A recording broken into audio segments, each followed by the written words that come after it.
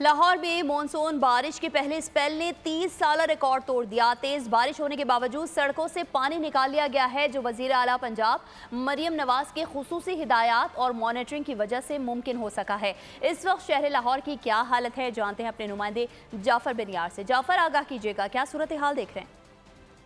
आज लाहौर में तकरीबन 200 मिलीमीटर तक बारिश रिकॉर्ड की गई है, जिसके बाद निशेबी इलाकों में पानी खड़ा रहा, लेकिन अदारों की बर वक्त कार्रवाइयों और अफसरान की फील्ड में मौजूदगी की वजह से पानी को बर वक्त निकाला जा सकता है। आपको बताता चलूँ कि मरियम नवाज शरीफ जो है वो खुद रिपोर्ट लेती रही, एक एक मिनट का जो है वो अफसरान से रब्ते में रही, फील्ड में जो अफसरान थे उनसे रब्ते में रहे। सबसे ज़्यादा जो डिप्टी कमिश्नर लाहौर है खातून राफिया हैदर, वो बहुत ज़्यादा हमें इन फील्ड में नज़र आई। उनके साथ कमिश्नर थे, वासा के अफसरान थे, एमडी थे, और इसके अलावा जो सियासी थे लोग थे, एमपी एमएनए हज़रात, वो गए और वज़ीर आला को रिपोर्ट देते रहे। और बहुत शुक्रिया जाफर बिनियार अपडेट करें। सब्सक्राइब करें और बेल दबाएं ताकि कोई खबर रह न जाए।